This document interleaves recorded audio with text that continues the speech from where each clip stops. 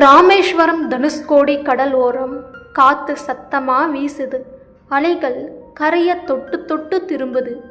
அந்த கரை ஓரத்தில் ஒரு சின்ன குடிசை. கூரை ஓலை பீந்து போயிருக்கு. கதை ஒன்று பார்க்க ஒரு பழைய துணி தொங்குது. அந்த குடிசைக்குள்ள 68 வயசு மீனவன் சுப்பையா. முகம் முழுக்க சுருக்கம், கை நடுங்குது. எதிரில் 9 வயசு பேத்தி மீனா. கண்ணு ரெண்டும் பெருசா, ஆனால் பசியில் குழி விழுந்திருக்கு.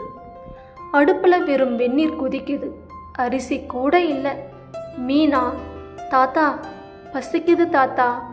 சுப்பையா கண்ணை தொடச்சிக்கிட்டே சொன்னார், பொறுத்துக்க தாயி, கடவுள் தருவதை யாராலும் தடுக்க முடியாது, அவன் பார்த்துப்பான். ஆனால் அவர் மனசுக்குள்ள நாளைக்கு என்ன பண்ண போகிறோம்னு ஒரே கேள்வி.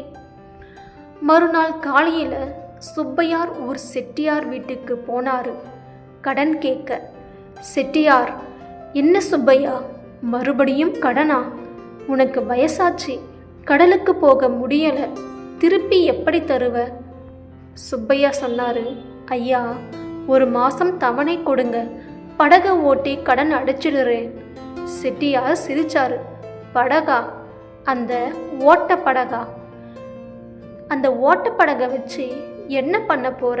போ போ, எனக்கு வேற வேலை இருக்கு. வெறும் கையோட திரும்பி வந்தாரு சுப்பையா. வழியில் ஒரு பையன் கேட்டான், தாத்தா ஏன் அழுறீங்க? சுப்பையா சிரிச்சாரு. அழலப்பா, கடவுள்கிட்ட பேசிட்டு வரேன். அன்னைக்கு ராத்திரி வானம் கருத்துச்சு. காற்று வேகமாக வீச ஆரம்பிச்சது. ரேடியோவில் சொன்னாங்க, புயல் வருது, எல்லோரும் பத்திரமா இருங்க. சுப்பையா பேத்தியை கட்டி பிரிச்சுக்கிட்டாரு. பயப்படாத மீனா, அவன் இருக்கான். நடு ராத்திரி பெரிய அலை வந்து கரையை தாக்குச்சு. டமார்னு ஒரு சத்தம். மறுநாள் விடிஞ்சா ஊரே அழுவுது. சுப்பையாவோட 30 வருஷ படகு கடல் அலை தூக்கி எரிஞ்சு மரமாக உடைஞ்சு கிடந்துச்சு. கடலுக்கு போகிற ஒரே வழி அதான். ஊர்க்காரங்க எல்லாம் கூடி, ஐயோ பாவம் சுப்பையா, இனி உன் வாழ்க்கை முடிஞ்சது. செட்டியார் வந்து கேலி பண்ணாரு. பார்த்தியா, ஊரே சிரிக்குது. கடவுள்கிட்ட பேசினியே, இப்போ உன் படகை உடைச்சிட்டான் பாரு, இனி யார் உனக்கு சோறு போடுவா? சுப்பையா உடைஞ்ச படகை பார்த்தாரு. கண்ணில் தண்ணி வந்துச்சு. ஆனால் வாய்விட்டு சொன்னாரு, அவன் எடுக்கிறான், அதுவும் அவனே.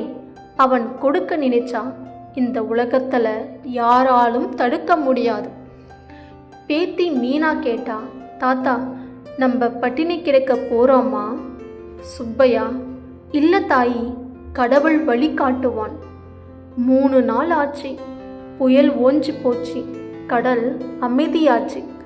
ஊர் பசங்க கடல் ஓரத்தில் விளையாட போனாங்க. அப்போ ஒரு பையன் கத்துனான், அண்ணே இங்கே பாருங்க, பெரிய பெட்டி. எல்லாரும் ஓடி வந்தாங்க.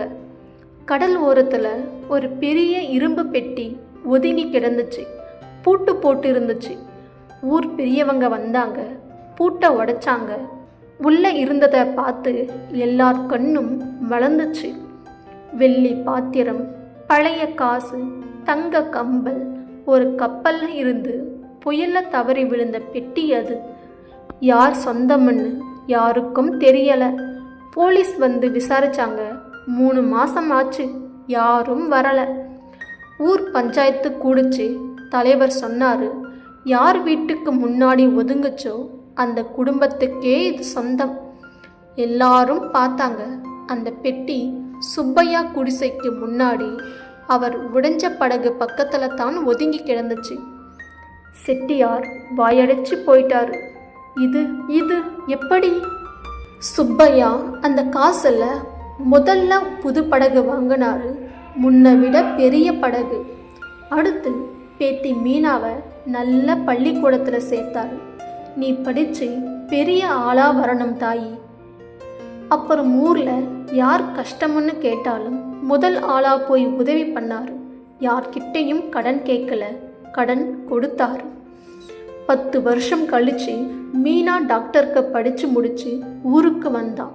சுப்பையா பேத்தி தோள் மேலே கை போட்டு கடல்ல பார்க்குறாரு. ஊர்க்காரன் ஒருத்தன் கேட்டான், தாத்தா, அன்னைக்கு படகு உடஞ்சப்போ அழலை, இன்னைக்கு எதுக்கு சிரிக்கிறீங்க?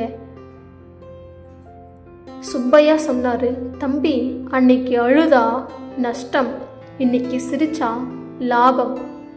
கடவுள் நம்ம கையில் இருந்து உன்னை எடுக்கிறான்னா அதை விட பெருசாக தரத்தான். நம்ம வேலை என்ன தெரியுமா? நம்பிக்கையோடு காத்திருக்கிறது மட்டும்தான். கடவுள் தருவதை யாராலும் தடுக்க முடியாது. கடவுள் மறுக்கிறத யாராலும் தர முடியாது.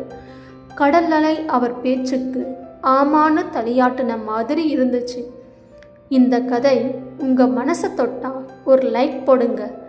நம்பிக்கை இழந்த யார்கிட்டையாவது ஷேர் பண்ணுங்க. மறக்காமல் சப்ஸ்கிரைப் பண்ணுங்க. அடுத்த கதையில் சந்திப்போம். நன்றி, வணக்கம்.